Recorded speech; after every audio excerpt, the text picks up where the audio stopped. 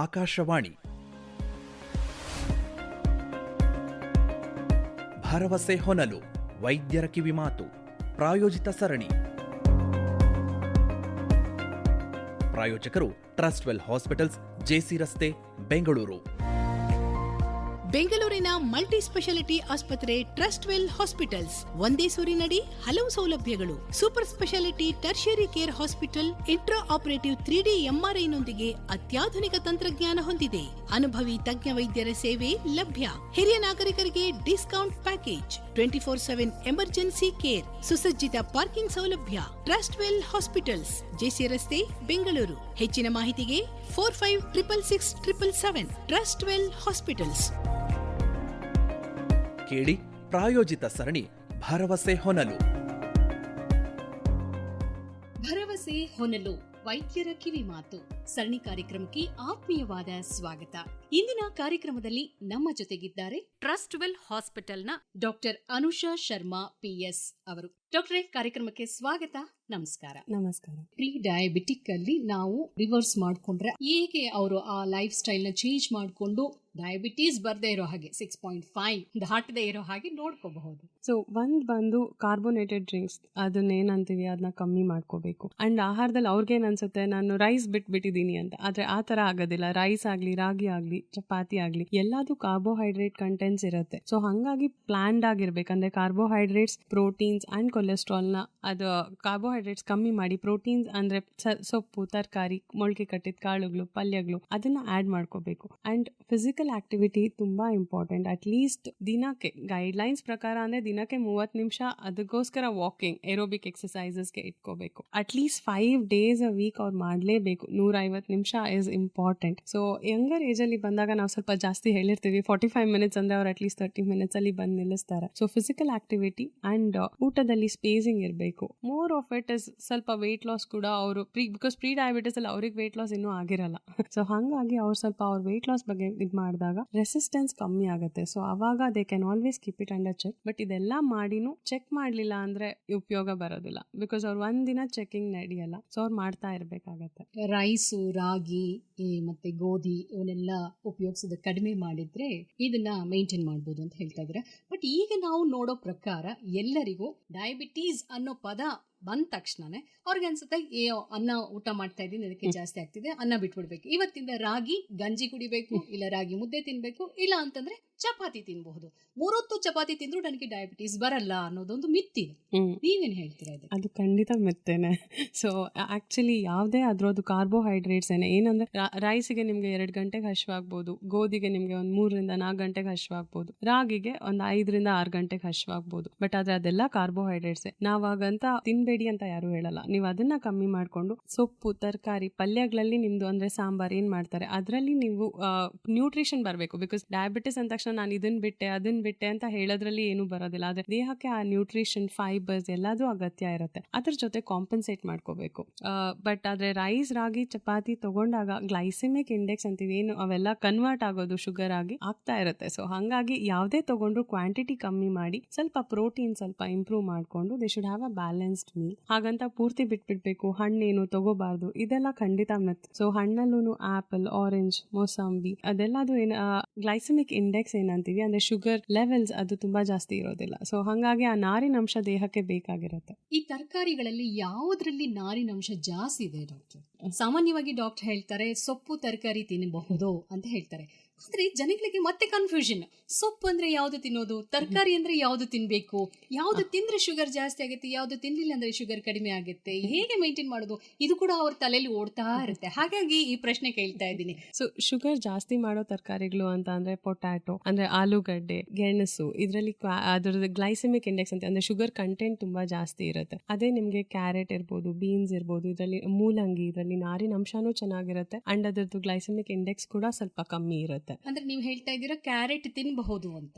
Everything in a limited levels. So ಜಾಸ್ತಿ ತುಂಬಾ high ಅಂತ ಅಂದ್ರೆ ನಾನು ತೆಗ್ದಿಡ್ಬೇಕಪ್ಪ ನನ್ನ ಆಹಾರದಿಂದ ಅಂತಂದಲ್ಲಿ ಪೊಟ್ಯಾಟೊ ಅಂದ್ರೆ ಆಲೂಗಡ್ಡೆ, ಸಿಹಿ ಗೆಣಸಲ್ಲಿ ಜಾಸ್ತಿ ಬರುತ್ತೆ. ಆದ್ರೆ ಅದರದ್ದು ಕ್ವಾಂಟಿಟಿ ನಾನು ತಿನ್ಲೇಬಾರ್ದಾ ಅಂತ ಕೇಳಿದ್ರೆ ನೀವು ಅಟ್ಲೀಸ್ಟ್ ವಾರಕ್ಕೊಮ್ಮೆ ನೀವೇನ್ ಅಲ್ಲಿ ಮಿಕ್ಸ್ ಮಾಡ್ತೀರಾ ಅವಾಗ ಕ್ವಾಂಟಿಟಿಲಿ ಮಾಡ್ಕೋಬಹುದು. ಅಂಡ್ ಸೊಪ್ಪಲ್ಲಿ ಯೂಶಲಿ ನಿಮಗೆ ಗ್ಲೈಸೆಮಿಕ್ ಇಂಡೆಕ್ಸ್ ಸ್ವಲ್ಪ ಕಮ್ಮಿನೇ ಇರುತ್ತೆ. So that is okay. ಯಾಕೆ ಈ ಪ್ರಶ್ನೆ ಕೇಳಿದೆ ಅಂತಂದ್ರೆ, ಸೊಪ್ಪು ಅಂದ ತಕ್ಷಣನೇ ಮೆಂತ್ಯ ಸೊಪ್ಪು ಕಹಿ ಇರತ್ತಪ್ಪ, ಅದನ್ನ ನಾನು ಜಾಸ್ತಿ ತಿನ್ನಬಹುದು, ಈ ರೀತಿ ಒಂದು ಮನಸ್ಥಿತಿ ಬಂದ್ಬಿಟ್ಟಿದೆ. ಸೊ ಇದನ್ನ ಹೇಗೆ ನೀವು ಹೇಳ್ತೀರಾ? ನಾವು ಯೂಶಲಿ ಅವ್ರು ಯಾವ್ದು ಅವ್ರದ್ದು ಡಯಟ್ರಿ ಚೇಂಜಸ್ ಅಲ್ಲಿ ಏನಂದ್ರೆ, ನಾವು ತುಂಬಾ ಡಯಟ್ಸ್ ಕೊಡ್ಬೋದು ಪೇಷಂಟ್ಸ್ಗೆ, ಇದನ್ನೇ ಫಾಲೋ ಮಾಡಿ ಇದನ್ನೇ ಫಾಲೋ, ಬಟ್ ಫೈನಲಿ ಅವ್ರ ಊರಿಗೆ ಹೋದ್ಮೇಲೆ ಅವ್ರ ಕಡೆ ಏನು ಊಟ ಮಾಡ್ತಿರ್ತಾರೆ, ಅದಕ್ಕೆ ನಾವು ಯೂಶಲಿ ಅವ್ರನ್ನ ಡಯಟ್ ಪ್ಲಾನ್ ತಗೊಂಡು ನಮ್ಮ ಡಯಟಿಷಿಯನ್ ಅವ್ರ ಆಹಾರ ಪದ್ಧತಿಗೆ ತಕ್ಕಂಗೆ ಮಾಡಿ ಕೊಡ್ತಾರೆ. ಬಟ್ ಸೊಪ್ಪಿನಲ್ಲಿ ಅವ್ರು ಎಲ್ಲದೂ ತಗೋಬಹುದು, ಏನೂ ತೊಂದರೆ ಇರೋದಿಲ್ಲ. ಆದ್ರೆ ಅದನ್ನ ತಗೊಳ್ಳೋ forms is also important. So ಸಾಂಬಾರಲ್ಲಿ ಏನ್ ತಗೋತಾರೆ ಅದರಿಂದ ನ್ಯೂಟ್ರಿಷನ್ ತುಂಬಾ ಚೆನ್ನಾಗಿ ಬರುತ್ತೆ, ಅದು ಇಂಪಾರ್ಟೆಂಟ್ ಕೂಡ. ಇನ್ನೊಂದು ನೋಡ್ತಾ ಇದೀವಿ ಡಾಕ್ಟರ್, ಇತ್ತೀಚೆಗೆ ಶುಗರ್, ಸಕ್ಕರೆ ತಿನ್ನೋದು ಬಿಟ್ಬಿಟ್ರೆ ನನಗೆ ಶುಗರ್ ಬರಲ್ಲ, ಸಕ್ಕರೆ ಬದಲು ಬೆಲ್ಲ ತಿನ್ನಬಹುದು ನಾನು ಅಂತ ಅನ್ಕೊಳ್ತಾ ಇದ್ದಾರೆ. ಇಂಥವ್ರಿಗೆ ಏನ್ ಹೇಳ್ತೀರಾ? ಸಕ್ಕರೆ ಬೆಲ್ಲ ಎಲ್ಲ ಒಂದೇ.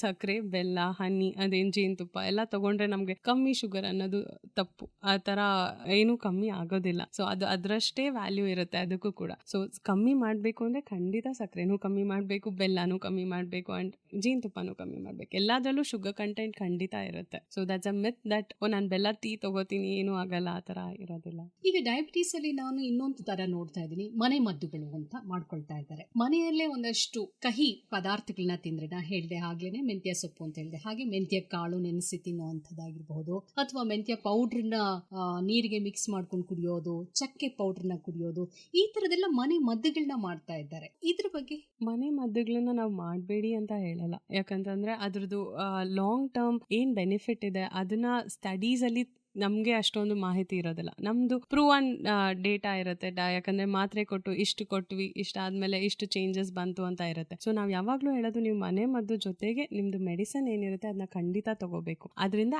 ಆಡೆಡ್ ಬೆನಿಫಿಟ್ಸ್ ನಿಮ್ಗೆ ಏನೇ ಬಂದ್ರು ಅದ್ರ that is always taken care. But ಆದ್ರೆ ಕೆಲವೊಬ್ರು ಏನ್ ಮಾಡ್ತಾರೆ, ನಾವು ಮನೆ ಮದ್ದು ಮಾಡ್ತೀನಿ ಅಂತ ಪೂರ್ತಿಯಾಗಿ ಮಾತ್ರೆ ನಿಲ್ಸಿ ಅದು ಒಂದೇ ಮಾಡ್ತಾ ಇರ್ತಾರೆ, ಆಮೇಲೆ ಚೆಕ್ ಮಾಡೋದು ಕೂಡ ಬಿಟ್ಬಿಡ್ತಾರೆ. ಹಂಗಾಗಿ ಅದು ಯಾವಾಗ್ಲೂ ಒಮ್ಮೆ ಚೆಕ್ ಮಾಡಿರ್ತಾರೆ, ಆಮೇಲೆ ಅವಾಗ ಪ್ರಾಬಬ್ಲಿ ಇನ್ನು ಮಾತ್ರೆ ಎಫೆಕ್ಟ್ ಇರ್ಬೋದು, ಅದು ಗೊತ್ತಿರೋದಿಲ್ಲ. ಸೊ ಹಂಗಾಗಿ ಮನೆ ಮದ್ದು ಜೊತೆಗೆ ನೀವು ಮಾತ್ರೆಗಳು ಏನ್ ಕೊಟ್ಟಿರುತ್ತೆ ಅದನ್ನ ಖಂಡಿತ ಕಂಟಿನ್ಯೂ ಮಾಡ್ಬೇಕಾಗತ್ತೆ. ಅಲಾಂಗ್ ವಿತ್ ಇನ್ಸುಲಿನ್ ಏನಾದ್ರೂ ಇದ್ದಲ್ಲಿ ಅದನ್ನು ಕಂಟಿನ್ಯೂ ಮಾಡ್ಬೇಕು. ಮತ್ತೆ ಇನ್ನೊಂದು ಬೇಜಾರಾಗುವಂತಹ ವಿಷಯ ಎಲ್ಲರಿಗೂ ಅಂತಂದ್ರೆ, ಇದು ಲೈಫ್ ಲಾಂಗ್ ತಿನ್ಬೇಕಪ್ಪ ಮಾತ್ರೆ ಅನ್ನೋದೊಂದಿದೆ ಡಾಕ್ಟರ್.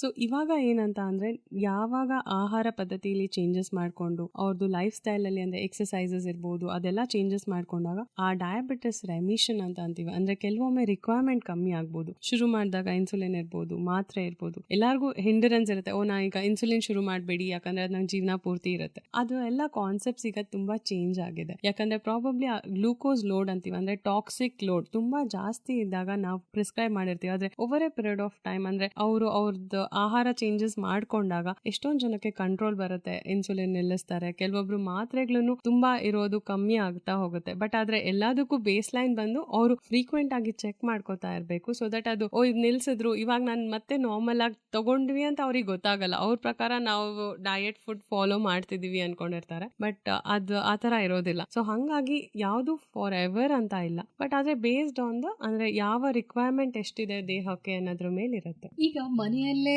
ಚೆಕ್ ಮಾಡ್ಕೊಳ್ಳುವಂತ ಇನ್ಸ್ಟ್ರೂಮೆಂಟ್ಗಳು ಹೆಚ್ಚಾಗಿ ನಾವು ಮಾರ್ಕೆಟ್ ಅಲ್ಲಿ ನೋಡ್ತಾ ಇದ್ದೀವಿ. ಸೊ ಪ್ರತಿಯೊಬ್ಬರು ಮನೆಯಲ್ಲೂ ಇವಾಗ BP ಚೆಕ್ ಮಾಡೋದು ಅಥವಾ ಶುಗರ್ ಚೆಕ್ ಮಾಡೋ ಇನ್ಸ್ಟ್ರೂಮೆಂಟ್ಗಳನ್ನ ನೋಡ್ತಾ ಇದ್ದೀವಿ. ಪದೇ ಪದೇ ಚೆಕ್ ಮಾಡ್ಕೊಳ್ತಾ ಇರ್ತಾರೆ, ಅದ್ರದ್ದು ಆತಂಕ ಜಾಸ್ತಿ ಆಗ್ತಾ ಇರುತ್ತೆ.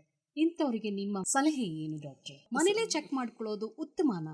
ಮನೇಲಿ ಚೆಕ್ ಮಾಡ್ಕೊಳ್ಳಿ ಅಂತ ಕೆಲವೊಬ್ರಿಗೆ ನಾವೇ ಹೇಳಿರ್ತೀವಿ, ಬಿಕಾಸ್ ಅವರು ಅವಾಗ ಹೊಸದಾಗಿ ಇನ್ಸುಲಿನ್ ಶುರು ಮಾಡಿರ್ಬೋದು, ಹೊಸದಾಗಿ ಮಾತ್ರೆ ಶುರು ಮಾಡಿರ್ಬೋದು, ಅವರಿಗೂ ಅವ್ರದೇ ಆದ ಆಂಗ್ಸೈಟಿ ಇರುತ್ತೆ ಅಂತ ಕೆಲವೊಬ್ರಿಗೆ ಮಾತ್ರೆ ಇನ್ಸುಲಿನ್ ಅಡ್ಜಸ್ಟ್ ಆಗೋವರೆಗೂ ಚೆಕ್ ಮಾಡ್ಕೊಳ್ಳಿ ಅಂತ ಹೇಳಿರ್ತೀವಿ. ಯಾವಾಗ್ಲೂ ಡಾಕ್ಟರ್ಸ್ ಎಷ್ಟು ಹೇಳಿರ್ತಾರೋ ಅಷ್ಟು ಚೆಕ್ ಮಾಡಿದ್ರೆ ಸಾಕಾಗಿರುತ್ತೆ. ಕೆಲವೊಬ್ರಿಗೆ 3 ದಿನಕ್ಕೊಮ್ಮೆ ಹೇಳಿರ್ತಾರೆ, ದಿನ ಹೇಳಿರ್ತಾರೆ. ಅದಾದ್ಮೇಲೆ ಅವ್ರದ್ದು ಯಾವಾಗ ಕಂಟ್ರೋಲ್ ಚೆನ್ನಾಗಿ ಬರುತ್ತೆ ಅವಾಗ ಸ್ಪೇಸಿಂಗ್ ಕೊಟ್ಟಿರ್ತಾರೆ, ಅಂದ್ರೆ 15 ದಿನಕ್ಕೊಮ್ಮೆ, ತಿಂಗಳಿಗೊಮ್ಮೆ ಆ ತರ ಫಾಲೋ ಮಾಡ್ಬೇಕು. ಬಟ್ ಆದ್ರೆ ಚೆಕ್ ಮಾಡ್ಕೊಳ್ಳೋದು ಅದರಿಂದ ಆಂಗ್ಸೈಟಿ ಜಾಸ್ತಿ ಮಾಡ್ಕೊಳ್ಳೋದ್ರಿಂದ ಏನು ಉಪಯೋಗ ಇಲ್ಲ. ಯಾಕಂದ್ರೆ ಯಾವಾಗ್ಲೇ ಆಂಗ್ಸೈಟಿ ಜಾಸ್ತಿ ಆದ್ರೂ ಅದರಿಂದನೂ ಶುಗರ್ಸ್ ಜಾಸ್ತಿ ಆಗ್ತಾನೆ ಹೋಗುತ್ತೆ. ಸೊ ಡಾಕ್ಟರ್ಸ್ ಏನ್ ಪ್ರಿಸ್ಕ್ರೈಬ್ ಮಾಡಿರ್ತಾರೆ ಆ ತರ ಮಾಡ್ಕೋಬೇಕು. ಅದರಲ್ಲಿ ವೇರಿಯೇಷನ್ಸ್ ಇರುತ್ತೆ.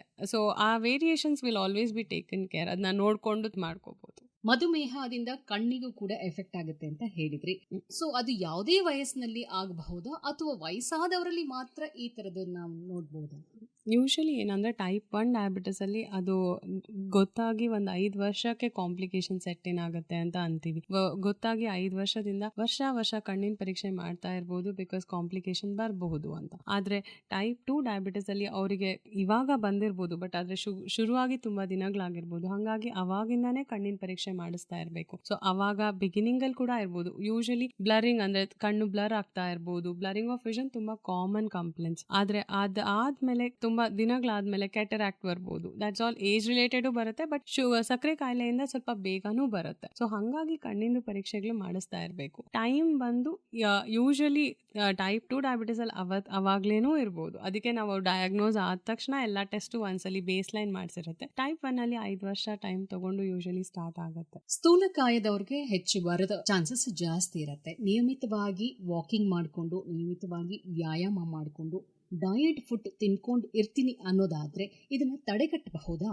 ತಡೆಗಟ್ಟಬಹುದು, ಹೌದು. ಆದರೆ ಅದು ಏನಂದರೆ ನಮ್ಮ ಏಷ್ಯನ್ ಪಾಪ್ಯುಲೇಷನ್ ಅಂತ ಏನಂತೀವಿ, ಅವರಿಗೆ ವಿಸರಲ್ ಫ್ಯಾಟ್ ಅಂತೀವಿ. ಅಂದರೆ ನಮ್ಮ ಒಳದಲ್ಲಿ ಅಂಗಗಳೇನಿರುತ್ತೆ, ಲಿವರ್ ಇರ್ಬೋದು, ಒಳಗಿರೋ ಹೊಟ್ಟೆಲಿರೋ ಅಂಗಗಳಲ್ಲಿ ಫ್ಯಾಟ್ ಕಂಟೆಂಟ್ ಜಾಸ್ತಿ ಇರುತ್ತೆ. ಅದನ್ನ ವಿಸರಲ್ ಫ್ಯಾಟ್ ನೋಡೋದಕ್ಕೆ ತುಂಬ ಸಪೂರ ಇರ್ಬೋದು, ಬಟ್ ಆದರೆ ಅವ್ರಿಗೆ ಕೂಡ ರಿಸ್ಕ್ ಇರುತ್ತೆ. ಸೊ ಹಾಗಾಗಿ ಎಲ್ಲರೂ ರೆಕಮೆಂಡೇಶನ್ ಪ್ರಕಾರ ಚೆಕ್ ಮಾಡ್ಕೊಳ್ಳೋದು ಉತ್ತಮ. ಆ್ಯಂಡ್ ಚೆಕ್ ಮಾಡಿಕೊಂಡು ಕಂಟ್ರೋಲಲ್ಲಿ ಇಟ್ಕೋಬೋದಾ? ನಿಮ್ಮ ಪ್ರಶ್ನೆ ಪ್ರಕಾರ ಖಂಡಿತ ಕಂಟ್ರೋಲಲ್ಲಿ ಇಟ್ಕೋಬೋದು. ಹಾಗಾದ್ರೆ ನನಗೆ ಅನ್ನಿಸ್ತಾ ಇದೆ ಕೊಲೆಸ್ಟ್ರಾಲ್ ಕೂಡ ಚೆಕ್ ಮಾಡ್ಕೋಬೇಕು. ಕೊಲೆಸ್ಟ್ರಾಲ್ ಕೂಡ ಇದಕ್ಕೆ ಪೂರಕವಾಗಿ ಕೆಲಸ ಮಾಡುತ್ತೆ. ಇದರಿಂದ ಕೂಡ ಮಧುಮೇಹ ಬರೋ ಚಾನ್ಸಸ್ ಇರುತ್ತೆ ಅಂತ ಹೇಳ್ತಾ ಇದ್ದೀರಾ. ಹಾಗಾದ್ರೆ ಒಬ್ಬ ವ್ಯಕ್ತಿ ಡಾಕ್ಟರ್ ಹತ್ರ ಹೋದಾಗ ಏನೆಲ್ಲ ಚೆಕ್ ಮಾಡಿಸ್ಕೋಬೇಕು?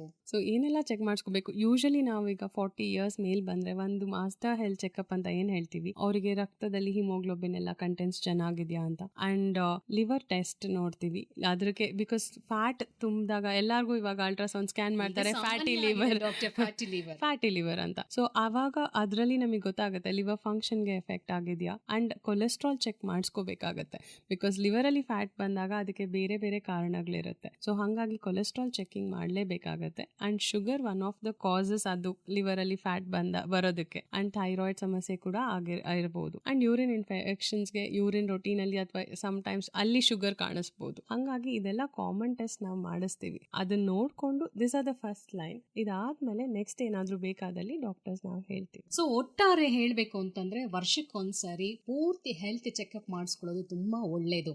ಅದು ಶುಗರ್ ಬರುತ್ತೋ ಅಥವಾ BP ಬರುತ್ತೋ, ಥೈರಾಯ್ಡ್ ಇದೆಯೋ, ಫ್ಯಾಟಿ ಲಿವರ್ ಇದೆಯೋ, ಅಥವಾ ಕೊಲೆಸ್ಟ್ರಾಲ್ ಜಾಸ್ತಿ ಆಗಿದೆಯೋ, ಕಣ್ಣು ಮಂಜು ಆಗ್ತಿದೆಯೋ, ಒಟ್ಟಿನಲ್ಲಿ ಏನೇ ಆದ್ರೂ ಒಂದು ವರ್ಷಕ್ಕೊಂದು ಹೆಲ್ತ್ ಚೆಕಪ್ ತುಂಬಾ ಮುಖ್ಯ ಅಂತ ಹೇಳ್ತಾ ಇದ್ದೀರಾ. ಅಂದ್ರೆ ಈ ಹೆಲ್ತ್ ಚೆಕಪ್ ಯಾವ ವಯಸ್ಸಿನಿಂದ ಶುರು ಮಾಡಬೇಕು? 40 ಇಯರ್ಸ್ ಮೇಲ್ಪಟ್ಟು ಇಯರ್ಲಿ ಮಾಡಿಸ್ಕೊಳ್ಳೋದು ಒಳ್ಳೇದು ಅಂತ ಹೇಳ್ತೀವಿ. ಬಿಕಾಸ್ ಇವಾಗ ನಾವು ನೋಡ್ತಿರೋದು ಅಲ್ಲಿ ಇಲ್ಲಿ ನಾವು 30 ವರ್ಷ 35 ವರ್ಷದ ನೋಡಿದ್ರು 40 years is where we say ಒಂದ್ಸಲಿ ಎಲ್ಲ ಚೆಕಪ್ ಮಾಡಿಸೋದು ಒಳ್ಳೇದು ಅಂತ. ಬಿಕಾಸ್ ಎಲ್ಲ ಚೆಕಪ್ ಅಲ್ಲಿ ನಿಮ್ದು ECG ಬರುತ್ತೆ. ಏನಾದ್ರೂ ಕೆಲವೊಬ್ರಿಗೆ ಕೆಲವೊಂದೇ ಆರ್ಗನ್ಸ್ ಅಫೆಕ್ಟ್ ಮಾಡಬೇಕು ಅಂತ ಇರಲ್ಲ. ಸೊ ಮುಂಚಿತವಾಗಿ ಗೊತ್ತಾಗ ಮಾಹಿತಿ ಇರುತ್ತೆ. ಸೊ 40 ವರ್ಷದಿಂದ ಶುರು ಮಾಡೋದು ಬೆಟರ್. ಓಕೆ ಡಾಕ್ಟ್ರೆ, ಕಾರ್ಯಕ್ರಮ ಮುಗಿಸೋ ಸಮಯ ಬಂತು. ಕೊನೆಯದಾಗಿ ನಮ್ಮ ಕೇಳುಗರಿಗೆ ನಿಮ್ಮ ಸಂದೇಶ ಏನು, ಕಿವಿ ಮಾತೇನು?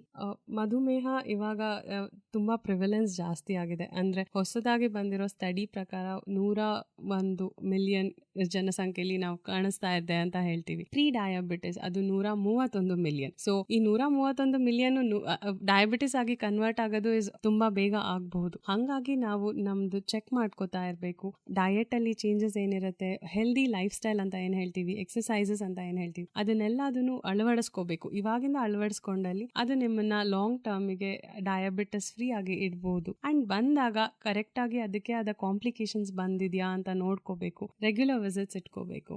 And that will help them ಅವ್ರಿಗೆ ಲಾಂಗ್ ಟರ್ಮಿಗೆ ಏನು ತೊಂದರೆ ಆಗದಲ್ಲೇ ಇರೋ ಹಾಗೆ ನೋಡ್ಕೊಳ್ಳೋದು. ಡಾಕ್ಟ್ರೆ, ಕಾರ್ಯಕ್ರಮಕ್ಕೆ ಆಗಮಿಸಿ ಇಷ್ಟೆಲ್ಲ ಮಾಹಿತಿ ನೀಡಿದ್ದಕ್ಕಾಗಿ ಧನ್ಯವಾದಗಳು. ನಮಸ್ಕಾರ. ನಮಸ್ಕಾರ, ಥ್ಯಾಂಕ್ ಯು. ಭರವಸೆ ಹೊನಲು ವೈದ್ಯರ ಕಿವಿ ಮಾತು ಪ್ರಾಯೋಜಿತ ಸರಣಿ ಕೇಳಿದಿರಿ. ಭಾಗವಹಿಸಿದ್ದವರು ಟ್ರಸ್ಟ್ ವೆಲ್ ಹಾಸ್ಪಿಟಲ್ಸ್ನ ಡಾಕ್ಟರ್ ಅನುಷಾ ಶರ್ಮಾ PS. ಇವರೊಂದಿಗೆ ನಿರ್ಮಲಾ S. ಪ್ರಸ್ತುತಿ AV ವಿನೋದ್ ಕುಮಾರ್. ಈ ಕಾರ್ಯಕ್ರಮದ ಪ್ರಾಯೋಜಕರು ಟ್ರಸ್ಟ್ ವೆಲ್ ಹಾಸ್ಪಿಟಲ್ಸ್, JC ರಸ್ತೆ, ಬೆಂಗಳೂರು. ರಾಜ್ಯವ್ಯಾಪಿ ಪ್ರಸಾರವಾದ ಈ ಕಾರ್ಯಕ್ರಮ ಆಕಾಶವಾಣಿ ವಾಣಿಜ್ಯ ಪ್ರಸಾರ ಕೇಂದ್ರದ ಕೊಡುಗೆ.